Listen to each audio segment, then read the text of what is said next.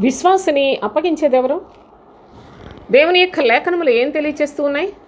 తల్లిదండ్రులు, సహోదరులు, బంధువులు, స్నేహితులు వీరి ద్వారా అప్పగించబడతారు అని లేఖనం తెలియచేస్తుంది. ప్రభువైన యేసుక్రీస్తు స్పష్టంగా చెప్పాడు. అయితే అసలు మీరు ఇది ఎలాగ సాధ్యం? తల్లిదండ్రులు ఎందుకు అప్పగిస్తారు? స్నేహితులు ఎందుకు అప్పగిస్తారు? సహోదరులు ఎందుకు అప్పగిస్తారు? బంధువులు ఎందుకు అప్పగిస్తారు అని మీకు ఖచ్చితంగా మీలో మీరు ఒక ప్రశ్న వేసుకోవాలి. అయితే మీరు గమనించండి, ఒక కుటుంబంలో నలుగురు ఉన్నారు. నలుగురు 4 రకాల చర్చెస్కి వెళ్ళిపోతూ ఉన్నారు. 4 రకాల బోధలు వింటూ ఉన్నారు.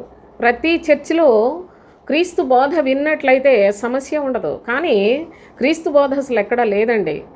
ఒక్కొక్కళ్ళు వాళ్ళకు తోచిని చెప్తారు, ఒక్కొక్కళ్ళు కలిపి చెరిపిడి మాటలు, ఒక్కొక్కళ్ళు మరి ఒక సంఘానికి వెళ్ళినట్లయితే అక్కడంతా ముసలమ్మ ముచ్చట్లు ఉంటాయి, మరి ఒక చోటికి వెళ్ళినట్లయితే కథా కాలక్షేపంలా ఉంటుంది, అక్కడ అన్నీని మరి పిట్ట కథలు చెప్తారు, మరి ఒక చోటుకి వెళితే ప్రభువును స్తుతించాలని డ్యాన్స్లు వేస్తున్నారు. ఇలాంటి రకరకాల చర్చెస్ ఉన్నప్పుడు కుటుంబంలో ఉన్న నలుగురు 4 రకాల చర్చెస్కి వెళుతున్నారు.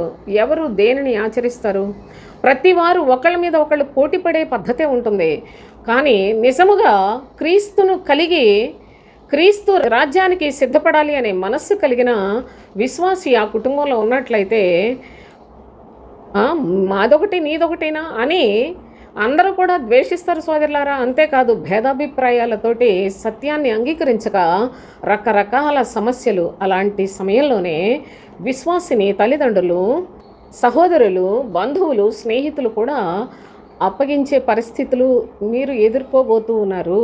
ఆల్రెడీ అలాంటి విశ్వాసం కలిగిన వాళ్ళని అప్పగించేస్తున్నారు.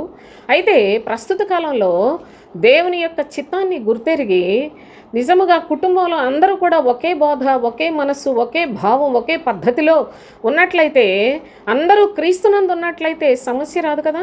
కానీ ఒక్కొక్కళ్ళు సొంత బోధలు ఎన్ని రకాలు ఉన్నాయో తెలుసా? ఒక్కొక్కళ్ళు మరి యెజబెలు బోధలు వింటూ ఉన్నారు ఈనాడు.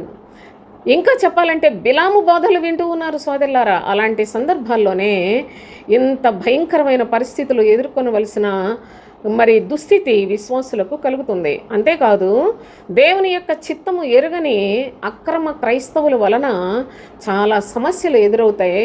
ఈ రోజున బోధకులందరూ అబద్ధాలను బోధించేవాళ్లే కానీ సత్యాన్ని చెప్పేవాళ్ళు చాలా తక్కువ మంది. కనుక మీరు సత్య సువార్త కొరకు ఆశతో, అపేక్షతో ప్రభు రాజ్యానికి సిద్ధపడాలి అని నిశ్చయిత కలిగి జీవించండి.